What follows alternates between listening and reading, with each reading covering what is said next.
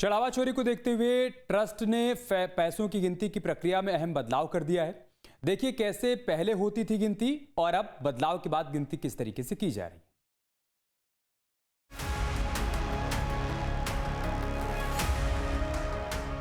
राम मंदिर चढ़ावा चोरी मामले में ट्रस्ट के कुल 8 लोगों को गिरफ्तार किया जा चुका है, जिनसे रिमांड में पूछताछ जारी है, जिससे चोरी की सारी परतें खुलती जा रही हैं।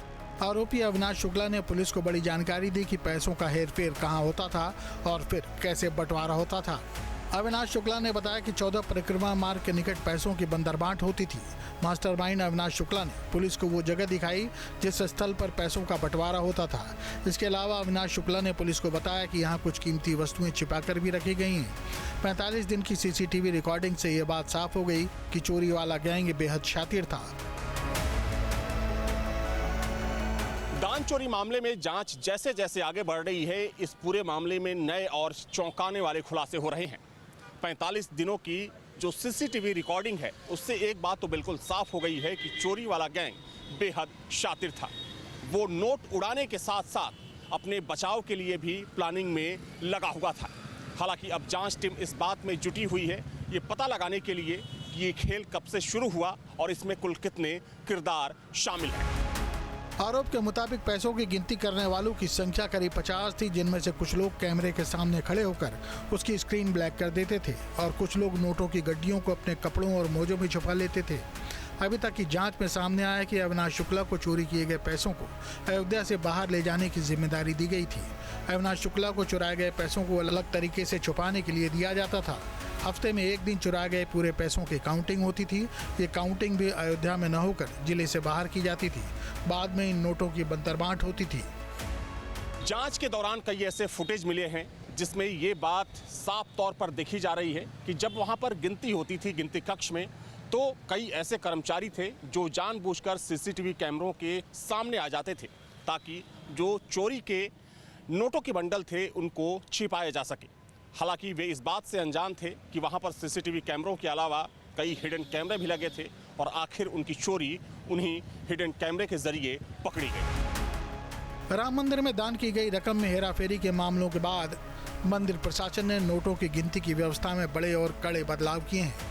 अब पूरी काउंटिंग सख्त सीसीटीवी कैमरों की सीधी निगरानी में होती है, जमीन पर बैठकर और नई ड्रेस कोड के नियमों के तहत की जा रही है। कर्मचारियों को अब मेज कुर्सी पर बैठने के बजाय जमीन पर बैठकर नोट गिनने होंगे। कर्मचारियों के लिए बिना जेब वाली डार्क ब्लू रंग की पोशाक अनिवार्य कर दी गई है। काउंटिंग हॉल के अंदर जाने से पहले कर्मचारियों की दोहरी जांच हो रही है। हॉल के अंदर मोबाइल कैमरे, बैग और जूते चप्पल ले जाने पर पूरी तरह से पाबंदी है। धांधली रोकने के लिए शीशे के कमरे में काउंटिंग कराई जाएगी, जिससे बाहर से श्रद्धालु भी देख सकेंगे। दान चोरी मामले के बाद राम मंदिर के सुरक्षा प्रोटोकॉल में भी बदलाव किया गया है।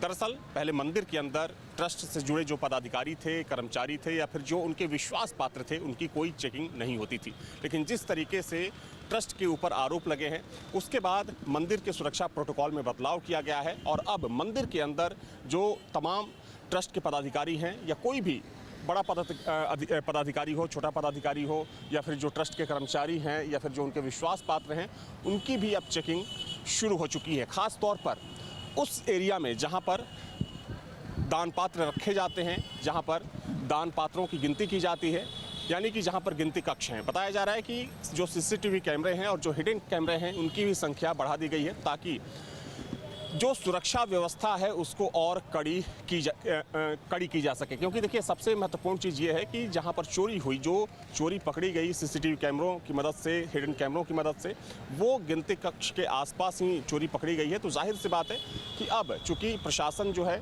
और जो पूरा मंदिर प्रशासन है वो काफ़ी सख्त हो चुका है और ट्रस्ट के पदाधिकारियों के साथ साथ जो सुरक्षा कर्मी हैं उनकी भी यहाँ पर अब चेकिंग शुरू हो चुकी है ताकि आने वाले समय में, आने वाले भविष्य में अब इस तरह की गलती ना हो सके। हालांकि महत्वपूर्ण सवाल ये है कि अगर इन गलतियों को पहले सुधार लिया गया होता तो शायद इतना बड़ा आरोप यहाँ पर ना लगा होता। वीडियो जर्नलिस्ट दिवाकर के साथ अविनाश सिंह, न्यूज स्टेट अयोध्या। आपके मोबाइल पर तुरंत आएगी ब्रेकिंग न्यूज। स्क्रीन पर सबसे पहले दिखेगी बड़ी खबर, देश दुनिया की हर खबर एक जगह। अब आपके मोबाइल पर तुरंत फटाफट इंस्टॉल कीजिए न्यूज नेशन ऐप और रखिए खुद को अपडेट।